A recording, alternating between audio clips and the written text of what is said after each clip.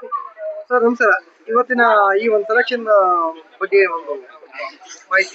Sir, December 25, 26, 27, 28 district championship, ಕರ್ನಾಟಕದ district championship ಆನೇಕಲ್ಲಲ್ಲಿ ನಡೀತಾ ಇದೆ.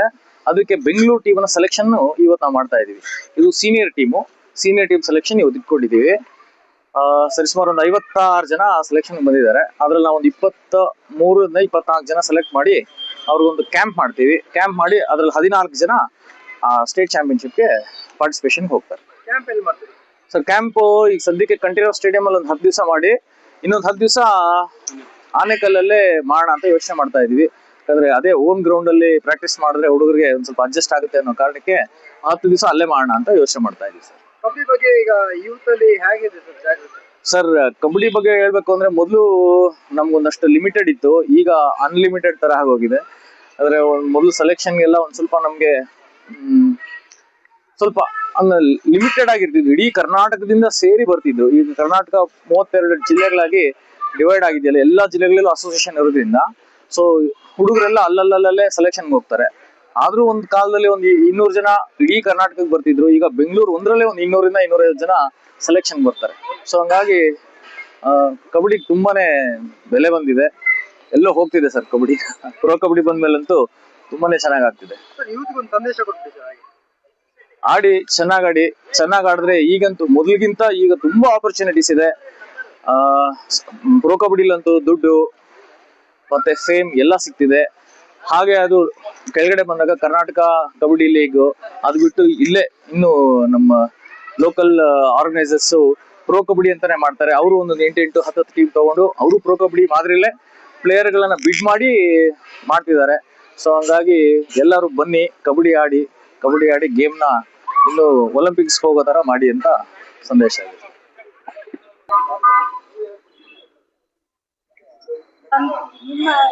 ನಿಮ್ಮ ಈ ಒಂದು ಬೆಳವಣಿಗೆ ನೋಡ್ತಾನೆ ಇದ್ದೀರಾ.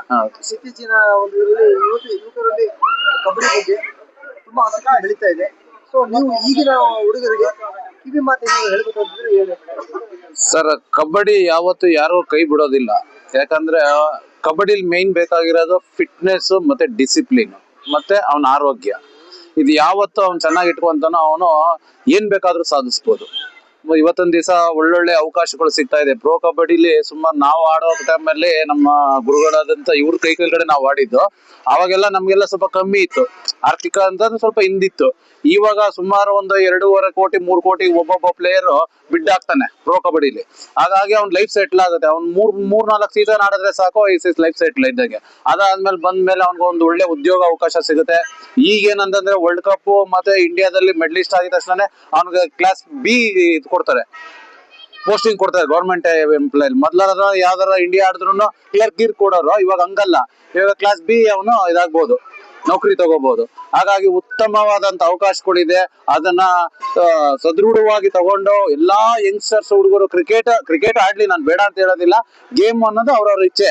ಆದ್ರೆ ಕಬಡ್ಡಿ ಅನ್ನೋದಕ್ಕೆ ಆಪರ್ಚುನಿಟಿ ಜಾಸ್ತಿ ಇದೆ. ಆದ್ರೆ ಚೆನ್ನಾಗಿ ಶ್ರಮ ವಹಿಸಿ ಅವ್ನು ಆಡ್ತು ಅಂತಂದ್ರೆ ಒಳ್ಳೆ ಪ್ಲೇಯರ್ ಆಗ್ಬೋದು, ಮತ್ತೆ ಒಳ್ಳೆ ಸುತ್ತರ್ಬೋದು ಅಂತ ನಾನು ಹೇಳ್ತೀನಿ ಸರ್. ಧನ್ಯವಾದ ಸರ್. ನಿಮ್ಮ ಎಕ್ಸ್ಪೀರಿಯನ್ಸ್ ಅಲ್ಲಿ ಈಗ ಕಬಡ್ಡಿ ನೀವು ಕಂಡಂಗೆ ಆ ಕಾಲಕ್ಕೂ ಈ ಕಾಲಕ್ಕೂ ಮುಂದಕ್ಕೆ ನಿಮ್ಗೆ ಏನ್ ಅನ್ಸುತ್ತೆ? ಕಬಡ್ಡಿ ನಿಜಕ್ಕೂ 70s 80s ತಗೊಂಡಾಗ ಅವಾಗೆಲ್ಲ ಪವರ್ ಗೇಮ್ ಇತ್ತು. ಅವಾಗ ಪವರ್ ಆಗಿ ಆಡೋರು ಜನವರೆಲ್ಲ. ಈ 90s 2000 ಬಂದಾಗ ಟಚ್ ಅಂಡ್ ಟರ್ನ್ ತರ ಬಂತು. ಈಗ 2015 to 25 ನೋಡಿದ್ರೆ ಆ ಗೇಮ್ ಒಂಥರ ಏನು ಜಂಪ್ ಮಾಡ್ತಾರಲ್ಲ, ಏನ್ ಜಂಪ್ ಅಂತಾರೆ ಅದಕ್ಕೆ, ಡುಮ್ಕಿ ಅಂತಾರೆ. ಆತರ ಏನೇನೋ ಟೆಕ್ನಿಕ್ಸ್ ಬರ್ತಿತ್ತು ಅವಾಗೆಲ್ಲ. ಆಗಿನ ಕಾಲದ ಪ್ಲೇಯರ್ ಎಲ್ಲ ಸ್ಕಿಲ್ಸ್ ಜಾಸ್ತಿ ಇತ್ತು. ಸ್ಕಿಲ್ಸ್ ಕಿಕ್ ಹೊಡಿಯೋರು, ಸ್ಕ್ವಾಡ್ ಹೊಡಿಯೋರು, ಟಚ್ ಮಾಡೋರು, ಆಮೇಲೆ ಇಂಡಿವಿಜುವಲ್ ಆಗಿ ಆಡೋರು. ಈಗ ಇಂಡಿವಿಜುವಲ್ ಪ್ಲೇಯರ್ ನೋಡಿದ್ರೆ ಬಹಳ ಕಡಿಮೆ ಇದ್ದಾರೆ. ಯಾಕಂದ್ರೆ ಸ್ಕಿಲ್ಸ್ ಅಷ್ಟಿಲ್ಲ. ಸ್ಕಿಲ್ಸ್ ನಾಟಿ ಈಗ ಫಾರಂ. ಎಸ್, ನಾಟಿ ಫಾರಂ ಅಂತ ಹೇಳ್ಬೋದು. ಆದ್ರೆ north Indian south Indian compare ಮಾಡಿ ನಾರ್ತ್ ಅವ್ರು ಚೆನ್ನಾಗಿ ಆಡ್ತಾರೆ. ಅವಾಗ ನಾವೆಲ್ಲ ಸೌತ್ ಡಾಮಿನೇಟ್ ಮಾಡಿದೀವಿ. 80s ಅಲ್ಲಿ ನಾರ್ತ್ ಸೌತ್ ತಮಿಳ್ನಾಡು, ಕರ್ನಾಟಕ, ಆಂಧ್ರ, ಮಹಾರಾಷ್ಟ್ರ ನಾವೆಲ್ಲ ಟಾಪಲ್ಲಿ ಇದ್ವಿ. ಈಗ ಹರಿಯಾಣ, UP, ಹಿಮಾಚಲ್ ಪ್ರದೇಶ ಅವರೇ ಟಾಪಲ್ಲಿ ಅವ್ರೆ. ಯಾಕಂದ್ರೆ ಆಗಿನ ಕಾಲ ತಗೊಂಡ್ರೆ ಅಪಾಯಿಂಟ್ಮೆಂಟ್ ಜಾಸ್ತಿ ಇತ್ತು. HL ಇರ್ಬೋದು, BL, HMT, ITI, BML, BHL ಎಲ್ಲರೂ ಅಪಾಯಿಂಟ್ಮೆಂಟ್ ಕೊಡೋರು. ಎಲ್ಲ ಬೆಂಗಳೂರಲ್ಲಿ ಔಟ್ಸ್ಟ್ಯಾಂಡಿಂಗ್ ಪ್ಲೇಯರ್ ಅಂದ್ರೆ ಇಮಿಡಿಯೇಟ್ ಆಗಿ ಅವ್ರಿಗೆ ಇವನ್ ಸೆಲೆಕ್ಷನ್ ಮಾಡಲ್ಲ, ಅಪಾಯಿಂಟ್ ಆರ್ಡರ್ ಕೊಡ್ಬಿಡೋರು. ಅಷ್ಟು ಚೆನ್ನಾಗಿತ್ತು ಅವಾಗ. ನಾನು ಹೇಳೋದು 80s 90s ಅಲ್ಲಿ ಬ್ಯಾಂಕ್ ಬಂತು, ಆಮೇಲೆ ವಿಜಯ ಬ್ಯಾಂಕ್ ಬಂತು, ಆಮೇಲೆ ಸ್ಟೇಟ್ ಬ್ಯಾಂಕ್ ಆಫ್ ಮೈಸೂರು ಬಂತು. ಅದರಲ್ಲಿ ನಮ್ಮ ಬಿ ಸರ್ಮೇಶ್ ಅವರು, ಸುರೇಶ್ ಅವರು, ಅವರೆಲ್ಲ ಬಹಳ ಅತ್ಯುತ್ತಮ ಆಟಗಾರರೆಲ್ಲ. ಆತರ ಒಳ್ಳೆ ಆಟಗಾರ ಇದ್ದಂತ ತಂಡ ಅದು. ನಮ್ಮ ಕರ್ನಾಟಕ ತಂಡ ನೋಡಿದ್ರೆ ಯಾರು ಮುಟ್ಟಕ್ಕಾಗಲ್ಲ ಅಂತ ಸ್ಟ್ರಾಂಗ್ ಟೀಮ್ ನಮ್ದು ಕರ್ನಾಟಕದಲ್ಲೇ. ಅದರಲ್ಲಿ HL, SBM, ಆಮೇಲೆ SBM ವಿಜಯ ಬ್ಯಾಂಕ್ ಬಿಟ್ಟಾದ್ಮೇಲೆ HL ಟಾಪ್ ಅಲ್ಲಿ ಇದ್ರು. HL ಚೆನ್ನಾಗಿ ಆಡ್ತಾ ಇದ್ರಲ್ಲ ಅವಾಗ, ನಮ್ಮ ನಾರಾಯಣ ಟೀಮ್ ಅಲ್ಲಿ ಇದ್ರು ಅವಾಗ. ಅವರೆಲ್ಲ ಬಹಳ ಚೆನ್ನಾಗಿ ಆಡ್ತಾರೆ. HMT ನಮ್ಮ ಟಾಪ್ ಟೀಮ್ ಇದ್ರಲ್ಲ, ಕುಪ್ಪರಾಜು, ಚಿನ್ನಸ್ವಾಮಿ ರೆಡ್ಡಿ, ನಮ್ಮ ಶಿವಲಿಂಗಪ್ಪ, ಸೀನಿಯರ್ ಮೋಸ್ಟ್, ಇವ್ರು ಬಹಳ ಚೆನ್ನಾಗಿ ಆಡಿದ್ರು ಅವಾಗೆಲ್ಲ ಟೀಮ್ ಎಲ್ಲ. ಆತರ ತಗೊಂಡ್ರೆ ಈಗಿನ ಪ್ಲೇಯರ್ ನೋಡಿದ್ರೆ ಅಷ್ಟೊಂದು ಪ್ಲೇಯರ್ಗಳು ಸ್ಕಿಲ್ಸ್ ಯಾರು ಬರ್ತಾ ಇಲ್ಲ. ಮೈಸ್ ಹೇಳಿದಂಗೆ ಡಿಸಿಪ್ಲಿನ್, ಡೆಡಿಕೇಶನ್, ಆಮೇಲೆ ಡಿವೋಷನ್ ಅಂತ ಹೇಳ್ತೀವಿ. ಆ ಡಿವೋಷನ್ ಮಾಡಿದಾಗ ಸುಮಾರು ಜನ ಬರ್ಬೋದು, ಆದ್ರೆ ಜಾಸ್ತಿ ಜನ ಬರ್ತಾ ಇಲ್ಲ ಈಗ ಯಂಗ್ಸ್ಟರ್ಸ್. ಯಾಕೆ ಬರ್ತಾ ಇಲ್ಲ ಅಂದ್ರೆ ಅವ್ರ ಪರ್ಸನಲ್ ಇಂಟ್ರೆಸ್ಟ್ ತಗೋಬೇಕು. ಆಕ್ಚುಲಿ ಪರ್ಸನಲ್ ಇಂಟ್ರೆಸ್ಟ್ ಯಾರು ಬರಲ್ಲ. ಆಮೇಲೆ ಸೆಕೆಂಡ್ ಏನಂದ್ರೆ ಆಪರ್ಚುನಿಟೀಸ್ ಕಡಿಮೆ ಇದೆ. ಅಪಾಯಿಂಟ್ಮೆಂಟ್ಸ್ ಎಲ್ಲ ಫಸ್ಟ್ ಜಾಸ್ತಿ ಇತ್ತು, ಒಂದು 15-20 ಟೀಮ್ ಇತ್ತು ಅವಾಗ, ಯಾವ್ದು ಇಂಡಸ್ಟ್ರೀಸ್. ಈಗ ಇಂಡಸ್ಟ್ರೀಸ್ ಎಲ್ಲ ಕಡಿಮೆ ಇತ್ತು, ಅಷ್ಟೊಂದು ಯಾರು ಎಂಕರೇಜ್ ಮಾಡ್ತಾ ಇಲ್ಲ. ಎಲ್ಲ ಸ್ಪೋರ್ಟ್ಸ್ ಕ್ಲಬ್ ಕ್ಲೋಸ್ ಮಾಡ್ಬಿಟ್ಟು ಸುಮಾರು ಕಡೆ ಎಲ್ಲ. ಸೊ ಹಾಗಾಗಿ ಪಬ್ಲಿಕ್ ಸೆಕ್ಟರ್ ಎಲ್ಲ ಕ್ಲೋಸ್ ಆಯ್ತು, ಟೀಮ್ಗಳೆಲ್ಲ ಸ್ಪೋರ್ಟ್ಸ್ ಕ್ಲಬ್ ಕ್ಲೋಸ್ ಮಾಡ್ಬಿಟ್ರು. ಸೊ ಹಾಗಾಗಿ ಯಂಗ್ಸ್ಟರ್ಸ್ಗೆ ಅಷ್ಟೊಂದು ಆಪರ್ಚುನಿಟಿ ಸಿಗ್ತಾ ಇಲ್ಲ, ಅದರಿಂದ ಜಾಸ್ತಿ ಬೆಳೀತಾ ಇಲ್ಲ ಮಕ್ಕಳೆಲ್ಲ. ಆದ್ರೆ ಕಬಡ್ಡಿ ತಗೊಂಡ್ರೆ ಆಗಿನ ಕಲಿ ಈಗ ಡಿಫ್ರೆನ್ಸ್ ಇದೆ. ಅವಾಗೆಲ್ಲ ಎದುರ್ಕೊಳ್ಳೋರೆಲ್ಲ, ನಮ್ಗೆಲ್ಲ ಕಬಡ್ಡಿ ಆಡಕ್ ಬಿಡ್ತಾ ಇಲ್ಲ ಮನೆಯಲ್ಲಿ. ಈಗ ತಾಯಿ ತಂದೆ ಕರ್ಕೊಂಡ್ ಬಿಡ್ತಾರೆ, ದುಡ್ಡು ಕೊಡ್ತಾರೆ, ಹೋಗಿ ಆಡಿ ಅಂತ ಹೇಳಿ. ಅಷ್ಟೊಂದು ಬೆಳೆದಿದೆ ಕಬಡ್ಡಿ, ಬೆಳೆದಂತಲ್ಲ ಕಬಡ್ಡಿ ಬೆಳೆದಿದೆ. ಪ್ರೋ ಕಬಡ್ಡಿ ಈಗ ನೋಡಿ, ಮೊನ್ನೆ ವುಮೆನ್ಸ್ ವರ್ಲ್ಡ್ ಕಪ್ ಅಲ್ಲಿ ನಾವು ವಿನ್ನರ್ಸ್ ಆದ್ವಿ. ಅದ್ರಲ್ಲಿ ಧನಲಕ್ಷ್ಮಿ ನಮ್ಮ ಟೀಮ್ ಅಲ್ಲಿ ಒಬ್ರು ಇದ್ರು, ಕರ್ನಾಟಕದಲ್ಲಿ ಧನಲಕ್ಷ್ಮಿ ಒಬ್ರು ಇದ್ರು ಇಂಡಿಯನ್ ಟೀಮ್ ಅಲ್ಲಿ. ಸೊ ಹಾಗಾಗಿ ಲೇಡೀಸ್ ಅಷ್ಟೇ ಸಾಕಷ್ಟು ಚಾನ್ಸಸ್ ಇದೆ ಇವಾಗ ಲೇಡೀಸ್ಗೆ, ವುಮೆನ್ಸ್ ಟೀಮ್ಗೆ. ಸೊ ಬೆಳವಣಿಗೆ ತಗೊಂಡ್ರೆ ಕರ್ನಾಟಕದಲ್ಲಿ ಸಾಕಷ್ಟು ಕ್ರೀಡಾಪಟುಗಳು ಬೆಳೀತಾ ಇದ್ದಾರೆ.